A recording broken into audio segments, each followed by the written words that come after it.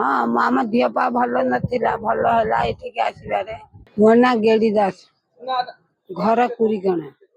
ମାନେ ଏଇ ଯୋଉ ମନ୍ଦିର ବିଷୟରେ ଆପଣଙ୍କର କଣ ଅନୁଭୂତି, ମନର କଥା କୁହନ୍ତୁ।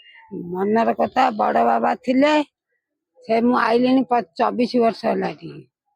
ମୋର ଯାହା ଭଲ ହଉଛି ବୋଲି ମୁଁ ଆଜି ପର୍ଯ୍ୟନ୍ତ ଆଉଛି ନା। ମନ୍ଦିରରେ ଭଲ ସବୁ ହେଲା। ଆଉ ମନ୍ଦିରରେ ଏଠି ବି ଏ ବାବା ଆସିଲେ ମନ୍ଦିରରେ, ଇଏ ବି ଭଲ ଅନୁଭୂତି କରୁଛନ୍ତି।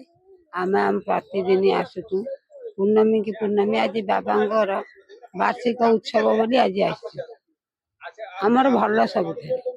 ମାନେ କଣ ସବୁ ଆପଣ ଇଏ କରିଛନ୍ତି? ହଁ ଆମ ଦିହ ପା ଭଲ ନଥିଲା, ଭଲ ହେଲା ଏଠିକି ଆସିବାରେ।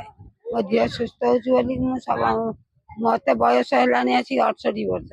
ମୁଁ ଫେରେ ମଠକୁ ଆସିପାରୁଛି ନା। ମୋ ସାଙ୍ଗ ଲୋକ ରହିଲେଣି, ବାବାଙ୍କର ଅନୁଗ୍ରହ ଅଛି ବୋଲି ମୁଁ ଆସି ମଠରେ ଉପସ୍ଥିତ ହଉଛି ନା।